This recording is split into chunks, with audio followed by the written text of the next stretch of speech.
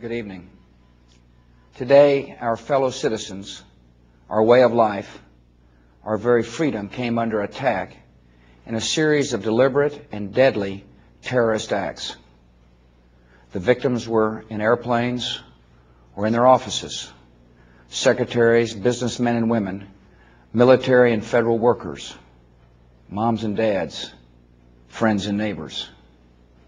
Thousands of lives were suddenly ended by evil, despicable acts of terror.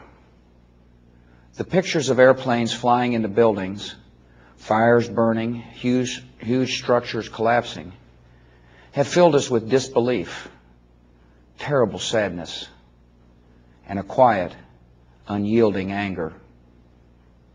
These acts of mass murder were intended to frighten our nation into chaos and retreat. But they have failed. Our country is strong. A great people has been moved to defend a great nation. Terrorist attacks can shake the foundations of our biggest buildings, but they cannot touch the foundation of America.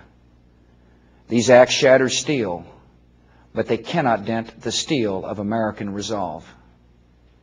America was targeted for attack because we're the brightest beacon for freedom and opportunity in the world, and no one will keep that light from shining.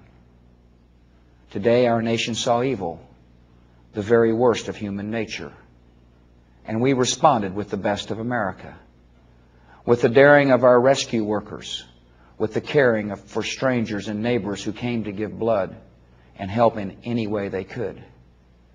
Immediately following the first attack, I implemented our government's emergency response plans.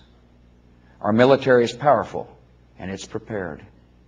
Our emergency teams are working in New York City and Washington, D.C. to help with local rescue efforts.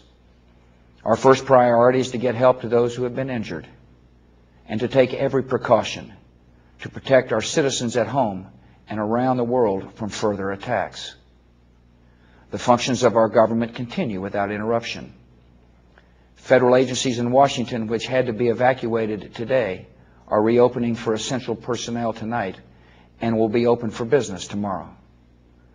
Our financial institutions remain strong, and the American economy will be open for business as well. The search is underway for those who are behind these evil acts. I've directed the full resources of our intelligence and law enforcement communities to find those responsible and to bring them to justice. We will make no distinction between the terrorists who committed these acts and those who harbor them. I appreciate so very much the members of Congress who have joined me in strongly condemning these attacks. And on behalf of the American people, I thank the many world leaders who have called to offer their condolences and assistance.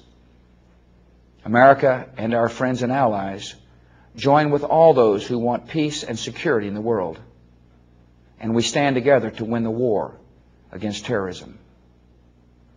Tonight I ask for your prayers for all those who grieve, for the children whose worlds have been shattered, for all whose sense of safety and security has been threatened.